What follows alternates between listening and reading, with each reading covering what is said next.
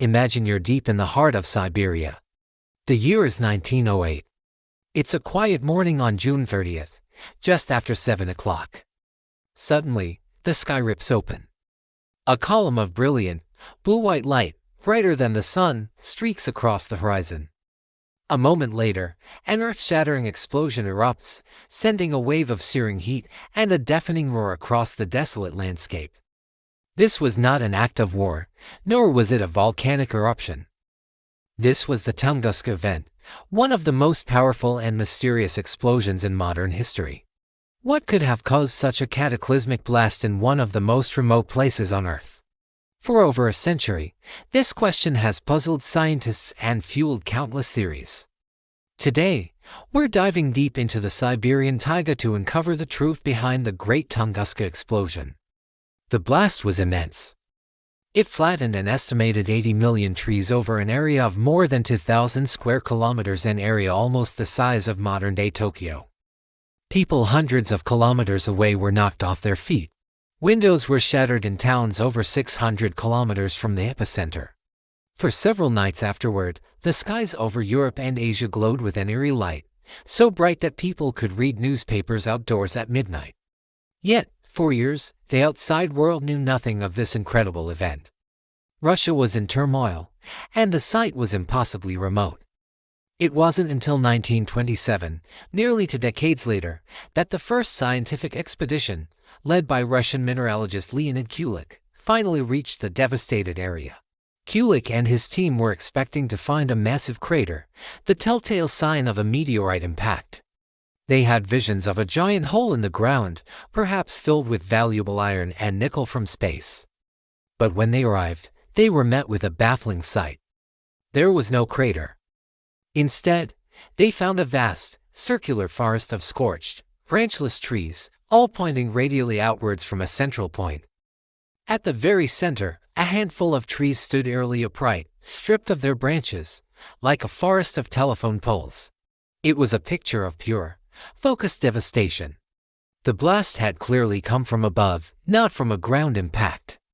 This butterfly pattern of destruction became the most crucial clue in solving the Tunguska mystery. So, if it wasn't a ground impact, what was it? The evidence pointed to something that had exploded in the air with the force of 1,000 Hiroshima bombs. But what? Early theories ranged from the mundane to the truly bizarre. Some suggested a burst of natural gas from underground, but that couldn't explain the light in the sky or the specific pattern of destruction. Others, latching onto the mystery, proposed more outlandish ideas. Was it a chunk of antimatter annihilating on contact with our atmosphere? Was it a miniature black hole passing through the Earth? Or, a favorite of science fiction fans, was it an alien spaceship that either crashed or was intentionally detonated? These theories captured the public imagination, but they lacked one crucial thing: evidence. The answer, scientists now believe, is far more plausible, and in many ways, just as terrifying. The leading scientific explanation today is that the Tunguska event was caused by the atmospheric explosion of a space object, either a small asteroid or a piece of a comet. Imagine an object, perhaps 50 to 100 meters in diameter, hurtling towards Earth at tens of thousands of kilometers per hour. As it plowed through our atmosphere, the immense pressure and friction would have superheated it, causing it to glow brighter than the sun. It wouldn't have been a solid rock hitting the ground, but a fragile, icy body or a loose collection of stone. Before it could reach the surface, the incredible atmospheric stress would have caused it to catastrophically disintegrate in a massive aerial burst, about 5 to 10 kilometers above the ground. This airburst theory perfectly explains the clues found at the site. The explosion happening in the sky is why there's no impact crater. The downward force of the blast would flatten trees in an outward pattern, while the trees directly beneath the explosion would have their branches stripped off but remain standing, just as Kulik observed. The intense heat from the fireball would scorch the forest, and the sheer force of the shockwave would be felt for hundreds of kilometers. It's a phenomenon we've seen since. In 2013, a much smaller meteor, about 20 meters wide, exploded over Chelyabinsk, Russia. The event was captured on dashcams, showing a brilliant flash followed by a shockwave that shattered windows and injured over 1,000 people.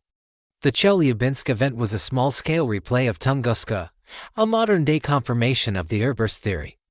But was it a comet or an asteroid? This is where the debate continues. The comet hypothesis is compelling. Comets are essentially dirty snowballs of ice, dust, and rock. An icy body would completely vaporize in an airburst, explaining why no large fragments or meteorite pieces have ever been found at the Tunguska site. The strange atmospheric glow seen for days after the event could have been caused by ice crystals and dust from the comet's tail being scattered high in the atmosphere. Some scientists even linked the event to the Beta Taurid meteor stream, a debris trail left behind by the comet Encke, which Earth was passing through at the time. However, there are problems with this theory. An icy comet might have broken up much higher in the atmosphere, resulting in less concentrated damage on the ground. This leads us to the asteroid hypothesis. An asteroid, specifically a stony one, would be denser and stronger than a comet. It could penetrate deeper into the atmosphere before the pressure becomes too great and it explodes. This would create a more focused and powerful airburst closer to the ground, matching the devastation seen in Tunguska. So why no fragments? It is possible the asteroid was made of a type of stone that shattered into microscopic dust upon explosion.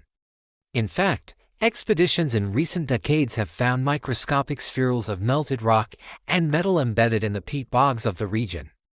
Chemical analysis of these spherules shows high levels of nickel and iridium, elements that are rare on Earth's surface but common in asteroids.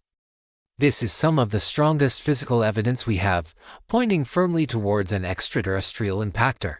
The Tunguska event serves as a stark and powerful reminder. Our planet is not isolated, it's moving through a cosmic shooting gallery. Impacts, both large and small, are a natural part of our solar system's history. Tunguska was a near miss. Had the object arrived just a few hours later, its path would have taken it over densely populated Europe.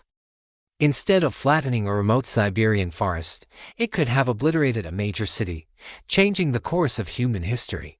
The event galvanized the scientific community, leading to the development of programs like NASA's Planetary Defense Coordination Office, dedicated to finding, tracking, and potentially deflecting near-Earth objects. We are now scanning the skies, aware that the question is not if another Tunguska-sized object will enter our atmosphere, but when. More than a century later, the forest of Tunguska is slowly healing. New trees have grown, covering the scars of 1908. But the mystery and the warning remain. It was a message from the cosmos, written in a flash of light and a flattened forest. It tells us that we are part of a vast, dynamic universe, and that we must remain vigilant, looking up at the sky not with fear, but with knowledge and preparation. The silent, ghostly trees of Tunguska stand as a monument, not to an alien visitation or a black hole, but to the raw power of nature and our own cosmic vulnerability. Thanks for watching.